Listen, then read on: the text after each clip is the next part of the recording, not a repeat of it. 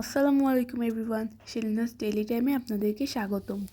আজকে আমি দেখাবো কিভাবে কম সময়ে বিফ কাবাব বানিয়ে সংরক্ষণ করা যায়।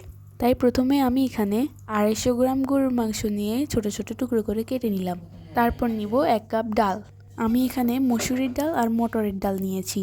এবার এখানে আমি কিছু মশলা নিয়েছি, যেমন আদা, রসুন, তেজপাতা, দারচিনি, গোলমরিচ, লং ও এলাচ। এবার আমি মাংসগুলোকে একটা প্রেসার কুকারে নিয়ে নিব। মাংসগুলো দেওয়া হয়ে গেলে ডালগুলোকেও দিয়ে দিব। তারপর নিয়ে রাখা মশলাগুলোকেও একে একে প্রেসার কুকারে দিয়ে দিব।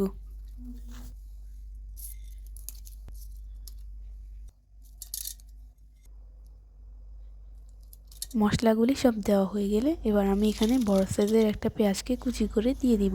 তারপর আমি এখানে 3-4টা কাঁচামরিচ কেটে দিয়ে দিব। তারপর দিব 1 চা চামচ জিরা গুঁড়া, 1/2 চা চামচ ধনিয়া গুঁড়া ও স্বাদ মতো লবণ।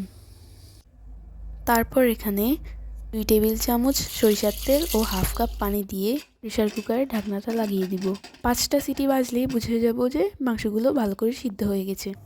সিদ্ধ হয়ে গেলে এগুলোকে একটা ব্লেন্ডারে নিয়ে ভালো করে ব্লেন্ড করে নিব।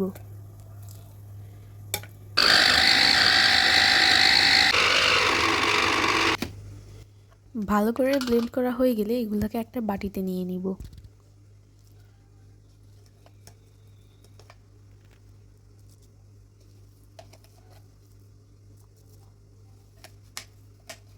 মাংসগুলো কিন্তু অনেক ভালোভাবেই ব্লেন্ড করা হয়ে গেছে।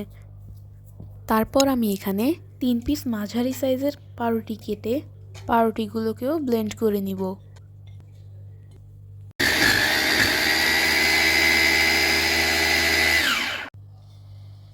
পাউরুটিগুলো খুব ভালোভাবে ব্লেন্ড করা হয়ে গেলে পাউরুটিগুলোকে মাংসের মধ্যে দিয়ে দিব।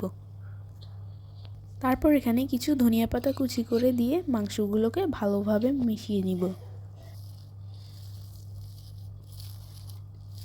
এই পর্যায়ে মাংসগুলোকে এভাবে হাত দিয়ে চেক করে নেবেন মাংসগুলো কি বেশি হার্ড হয়েছে কিনা। যদি বেশি হার্ড হয়ে থাকে তাহলে একটা ডিম মিক্স করে নিতে পারেন। আমার মাংসগুলি ঠিকঠাকই আছে, তাই আমি আর ডিম মিক্স করিনি।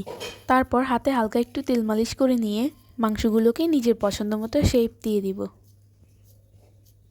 আমি আমার মাংসগুলোকে এভাবে গোল করে নিয়েছি।